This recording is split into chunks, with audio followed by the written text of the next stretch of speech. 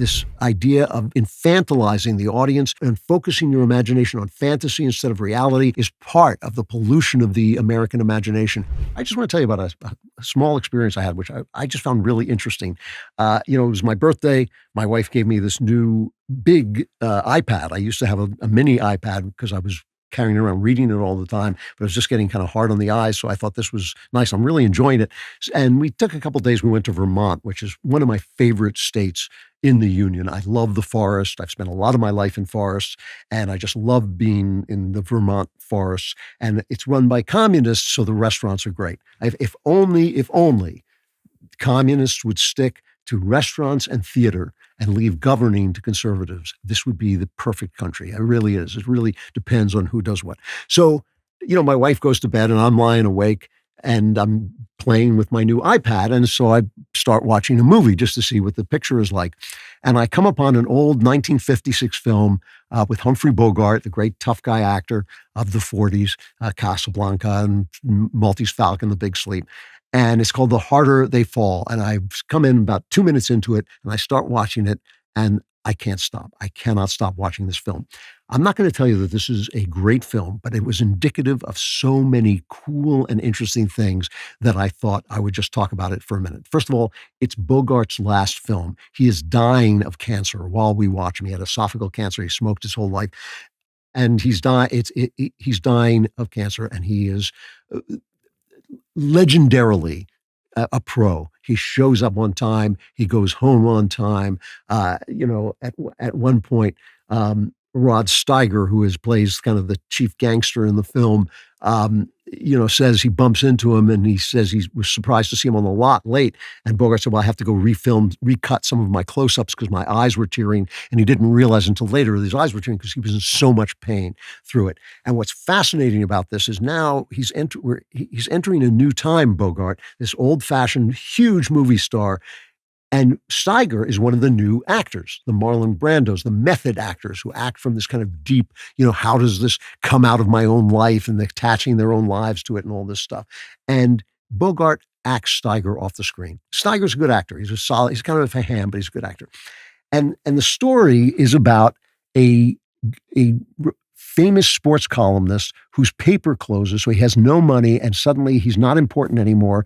And a gangster lures him in to backing a fighter who is completely untalented and building him up as they sort of buy their way to the championship fight to make money. It's about how dirty the fight game is and how Humphrey Bogart's character, who starts out as a good sports writer, is corrupted by this. And I'll show you this is the opening scene where Rod Steiger draws Bogart in with flattery. Here's that scene. I got a position I want you to fill. Now, it's not the usual press agent's routine. It's an important job that calls for an important man and pays important money, and I think you're important. Interested? Well, I didn't come here to work out. All righty. Now, look, the fight... George! What's he doing? Getting ready, Mr. Benko. Well, tell him to hurry it up. Yes, sir. Okay. Eddie, the fight game in this country is falling apart. The boys are all getting too smart. They all want to go to college. They want to become doctors. They want to become lawyers. They don't want to fight for a living. So I sent a couple of the boys abroad to find me some new material. I think they come up with a winner. He just got off the boat this morning. The guy's name is Toro Marino. Toro Marino? I never heard of him. Well, I told you he's new, didn't I? So it just... one of the things that really caught me about it, first of all, it has all these great 1950s street scenes in New York and Chicago that are actually shot on the street. They were just beginning to do location filming. So it's black and white, but it's very, very cool stuff if you're interested. And it's interesting to see the old guard, Bogart, who is actually dying, with the new guard, Rod Steiger, and how great Bogart was and how great that old acting was. It was also interesting. I was just thinking of Superman, and I hate superhero films. I really don't like them. And it's not a superhero film that I hate. It's not one superhero film that I hate. It is the fact that they just dominated the American imagination, which is what we're talking about, because I think they're childish. And whenever I hear people say, no, they show us our ideals. Yeah, if you're 12, a superhero shows you ideals. Once you understand that there's such a thing as girls and sex and marriage and family, then you want to deal with human issues. And this film, which is a really solid, good, watchable film, shows you a good man being corrupted because he's lost his job. and he wants his importance back. And that's what Steiger is saying to him. You're an important man. There's important money. And one of the things that just actually moved me deeply was the depiction of Bogart's wife. I can't remember who played her. It was not a very famous actress. Jan Sterling. That's who it was. Jan Sterling plays his wife, and she keeps saying to Bogart, come back. Don't be corrupted. Don't be corrupted. And in the moment when Bogart starts to find his soul again, there is just this long shot of his wife making him a cup of coffee. And I found that incredibly moving. The shot goes on, I don't know, it's probably only 20 seconds, but it's just long for that kind of shot of a woman making coffee, basically saying, I won. I beat the bad guys. I beat the gangsters. I have got this guy back on the right track. And now I'll make him a cup of coffee. And it was just really moving because it showed you the power of what a feminine woman is. And it's something that you would never see except in David Mamet's The Untouchables. It's something you just never see. It's always a woman. I can fight just as much as a man. All these lies that women are told that they're men, basically, where this is a moral power that a feminine woman has. And that shot of her making a cup of coffee, I just thought was one of the most moving things in the picture. And the other thing about it, and I'm just talking about this because I'm interested, is this was based on a novel by Bud Schulberg. And Bud Schulberg was a really important writer.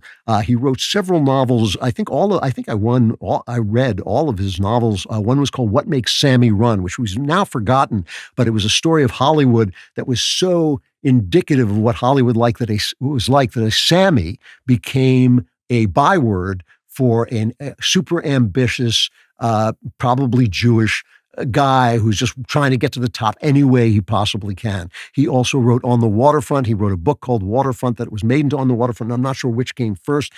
He had named names to the House Un-American Activities Committee because he was a communist, and then he hated the communists because they tried to bully him, and he went to the House committee, not the McCarthy committee, but the House committee, and named names, and that caused him to be hated among the left in Hollywood. And he wrote On the Waterfront, which is one of Marlon Brando's great roles, to say sometimes you got to be a rat to take down the bad guys. That's basically what On the Waterfront is about. He wrote a famous film called Face in the Crowd, which is about, I think it starred Andy Griffith, and it was about a kind of populist leader who rises up, and he's kind of a Trumpian figure, but he's a lot dirtier than Trump, and it's about that corruption of that.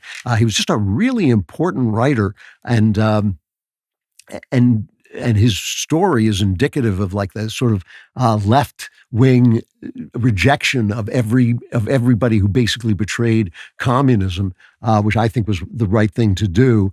And is now kind of forgotten. Elia Kazan was also named names and directed On the Waterfront, and became sort of a pair together. And just what was great about old films, I have to tell you, when I don't often watch old films anymore because I've seen them all, but when I turn them on, I'm shocked that even bad old movies, and I would say this is a good old movie, but not a great old movie, but even the good ones, the not great ones, are more adult than modern films. Every modern film is purely about sensation. Can I scare you? Can I turn you on? Can I give you a shock? Can I fool you? These films were just about life, and I think that that's an amazing, amazing thing. And I think that just like people who don't read old books, if you don't watch black and white films, I'm talking about 40s, 50s, 30s, 40s, 50s films, I think you're missing some of the adult entertainment that is no longer available. And I think this idea of